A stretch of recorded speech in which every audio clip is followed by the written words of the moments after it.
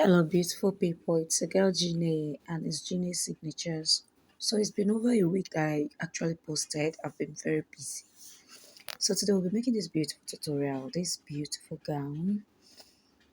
It's very simple. It's a bustier gown, but my client needed it for one thing like that, like a convention or something like that. So that's why I made it. It's not even giving the fitting on this my mannequin. If you see my client when she wore it, OMG. It was very, very beautiful. It was just too beautiful. She loved it. So if this is what you're interested in, please kindly sit back, relax, and let's get over to the cotton of this beautiful, beautiful piece. As you can see, it's simple, it's clean, and it's just different. You understand? So if this is what you're interested in, this is going to be a detailed tutorial. Sit back, relax, and then let's go over to the cotton table. So I'll be cutting the lower part first. So now for the lower part, it's going to be in form of a skirt. That is why I made it in a fast forward mode, because this tutorial was quite lengthy. I had to shorten it to get it to this minutes that I have on my timeline. So I just got my waist to hip and then my waist to knee. So for the full length of the gown, she wanted it to overflow. So I just decided to make use of her exact body full measurement. I didn't remove the half length from it, even though I'll be adding half length to this later, but I decided to use the whole length for it because she wanted it to flow. So I got my waist measurement. I'm not putting any darts. I took my hip measurement divided by 4. I added my sewing allowance. That right there on the knee side, I'm not going to be imputing my hip measurement. I'll just remove 1 inch from my hip measurement and then connect. I don't want it to be too pencil, but if you want it to be too pencil, you can go in by 2 inches. Why I don't want it to be too pencil? Because there will not be a slit at the back, so that she'll be able to walk easily with it. So that's why I just removed 1 inch from that knee part. So I'm just basically trying to connect whatever I had on my knee measurement down, and then I connected like so. So this is the front piece anyway, so I'll just go ahead and cut this out.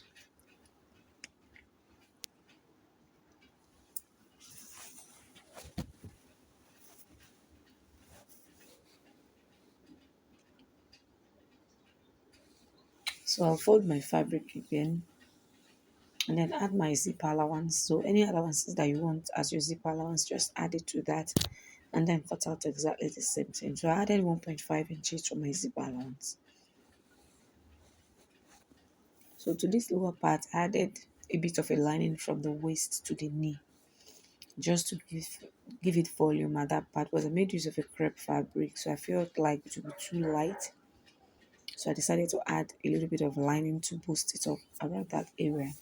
So we're basically through with the skirt part, that is the lower part. Now we're going to the half length.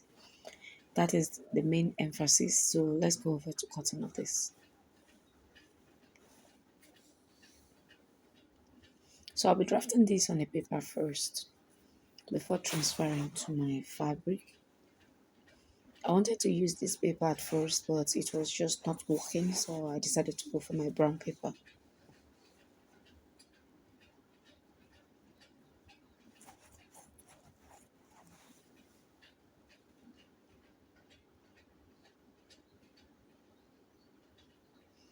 So if you know how to draft your basic bodies, just go ahead and draft this.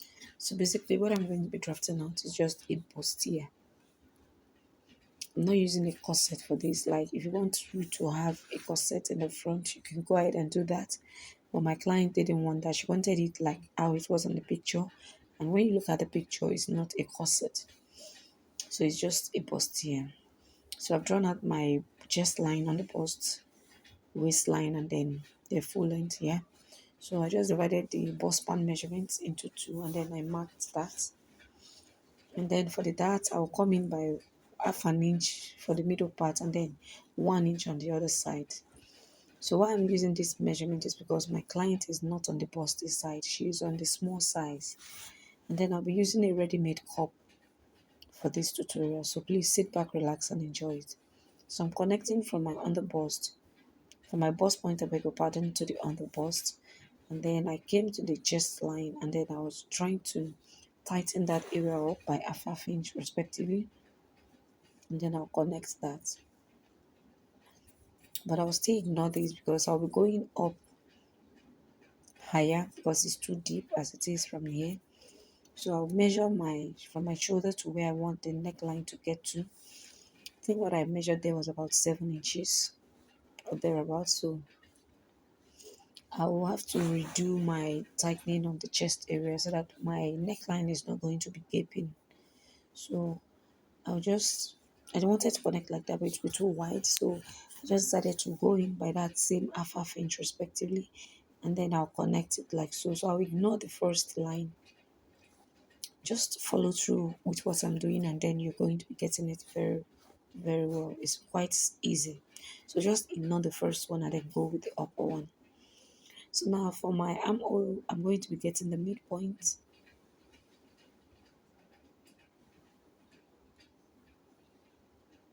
and then coming by half an inch. So like I said, if you know how to draft your basic bodies, just go ahead and draft that.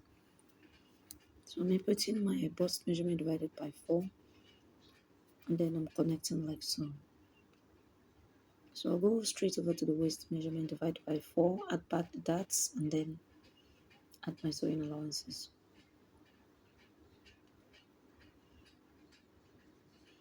Around the armhole area, I equally added back the 1 inch dart that I used.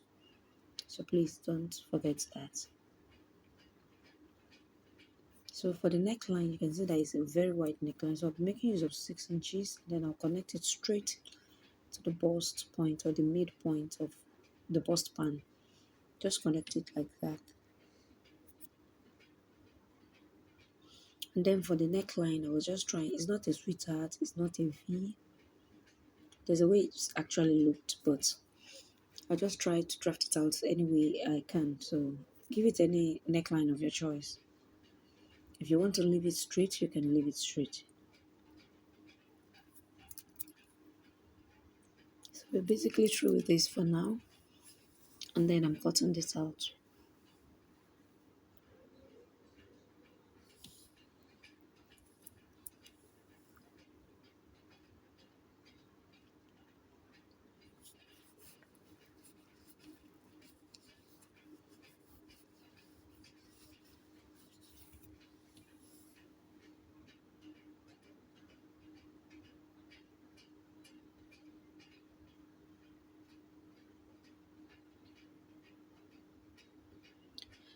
So if you've watched up to this level and you have not yet subscribed, please kindly hit on the subscribe button.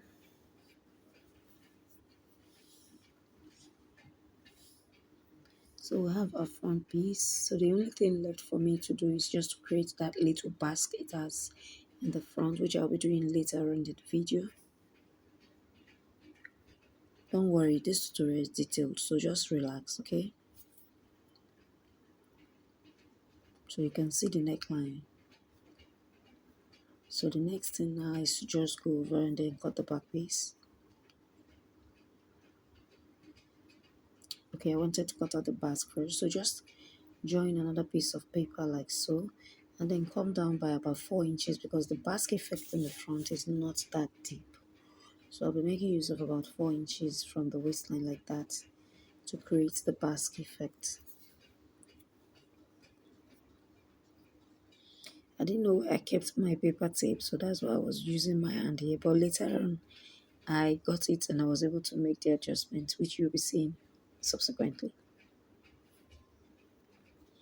So I was just trying to show you how it's going to be looking by the time we finish. That's the basket effect. I will join it later and then show you how to go about it. Don't worry.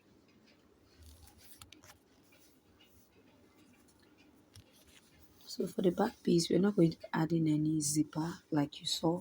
It's going to be a corset loop at the back. It's going to be tied at the back. So that's why I didn't bother to add a zipper. So just go ahead and then draft out just the normal basic bodies for the back as well.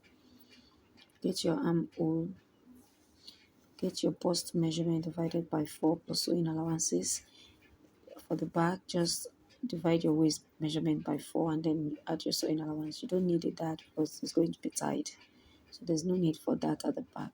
So for the neck width, make sure you have the same 6 inches for the width.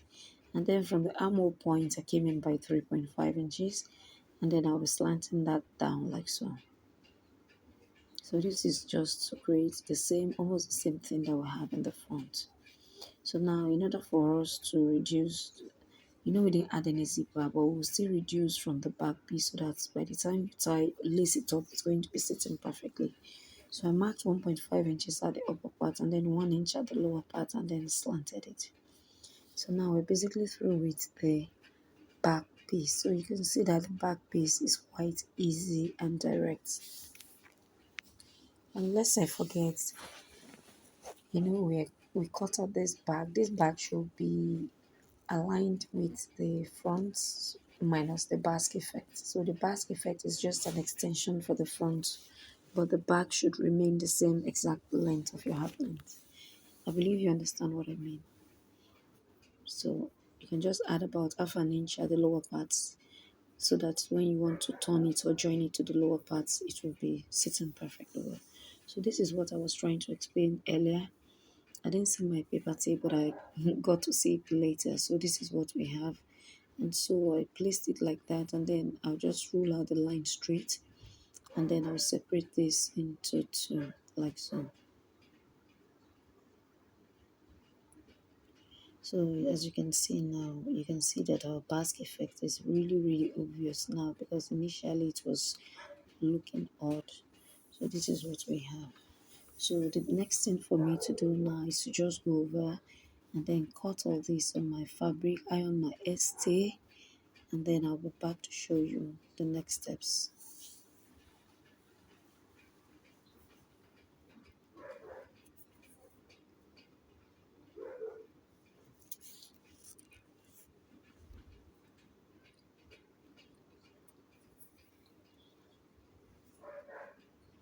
So for this back piece, I'll be cutting it in two, that's times two.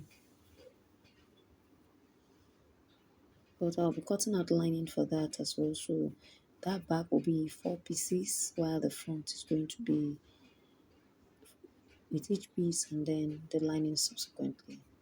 So I've gone ahead to do that, and this is what we have. So I've gone ahead to join it, as you can see. So this is the lining, this is the front parts. I equally ironed it with gum stay on both the front and the back. So now I want to attach my ready-made cup, and then from my shoulder I'm getting like on the bust measurement. And for the cup, in order for you to have a little bit of a volume, I've gone ahead to sew in half an inch.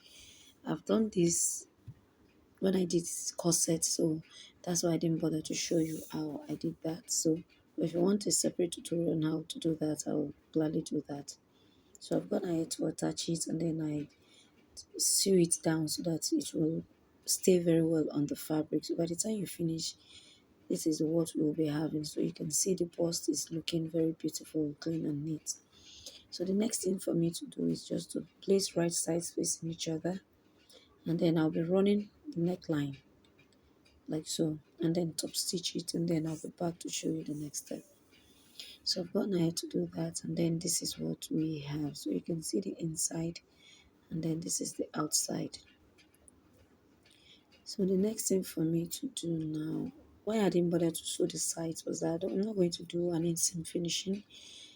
I'll just go ahead and use my weaving machine to weave all those places later. So now for the back, I'll go ahead and turn it as well, and then put my eyelets. I've used my boning to attach around that place, and then I'll be using another fabric to do my bone casing where my eyelets are going to be. That's basically what I was trying to explain there. But let me first of all go and turn the back neckline and back neckline here first. So sew that letter L first, and then do the eyelets covering. So I've gone ahead to do that, and then of course I've closed up my fabric so you can see what we have. So this is what we have. You can see the bust point is very, very beautiful. So for the skirt part, I've gone ahead to join it off camera. And then for the back piece, back of the skirt, please, when you're about to clothes, before you turn it with your lining, make sure you slant it down by about 1.5 or 2 inches. This is just in a bit for the corset loops to sit perfectly at your back. If you don't do it, it's going to be protruding when you tie it. So just remember the back skirt part, lower part, just slant it down from the waistline by 2 inches. So I've placed my basque effect on the front like that, and then I'll just go ahead and cut out only the upper part. I beg your pardon. Don't cut the back part though. So you can see me trying to get the V part very well. So just go ahead, lift it up and then cut out only the front piece. Please don't go and cut out the back piece. So just trace it out like that and then cut it out. So this is what we have.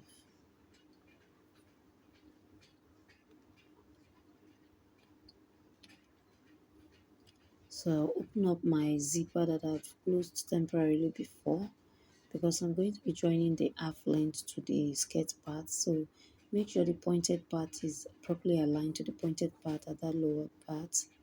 Use your pin to hold it. And then for the side seams, make sure they are proportional, like they are properly aligned together too. And then pin it down.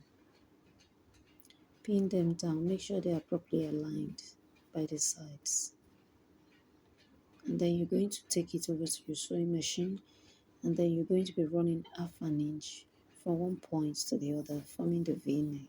So this is what we have after I did that. So this is it.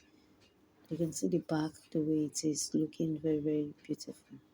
So for this front part, in order for us to determine how we're going to be ruching that middle part, remember I told you I used the whole total length of my client plus the half length, so we have more than enough. So I decided to go by the extra inches that I added, which is about 10 to 11 inches. So that is what I marked there in the middle.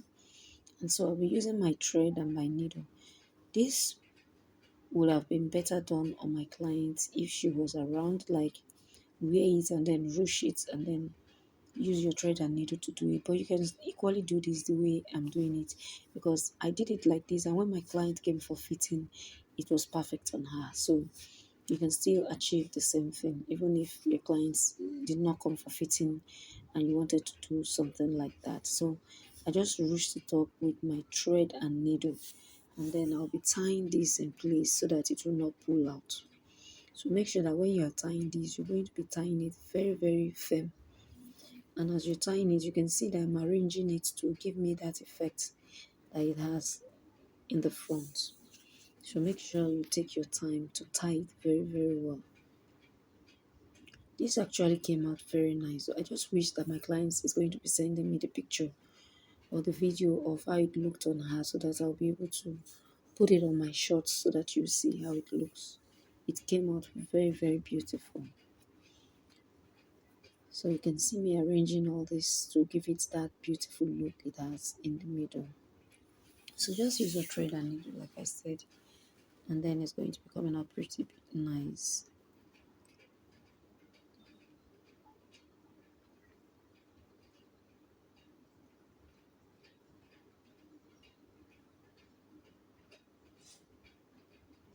So if you have watched up to this level again, please kindly subscribe, kindly like, kindly share, and kindly give this video a very big thumbs up.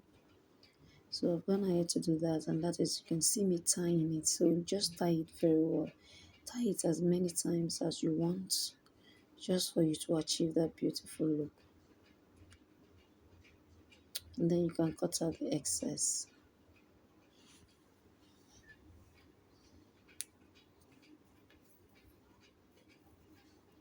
So at this point, I don't even know where I went to. So I'm so sorry. I just left the camera running and I don't know where I went to. But I'll be back shortly. So as at this point, this is what we have, and I decided to give it a very little press so that it will look neat and clean. So you can see what we have. Our cloth is already coming out very beautiful. So this is the back piece. So to this back piece, I'll be adding a zipper at that point and then put my eyelets. And then for the sleeve, I'm going to be opening it up wider and then I beaded on it.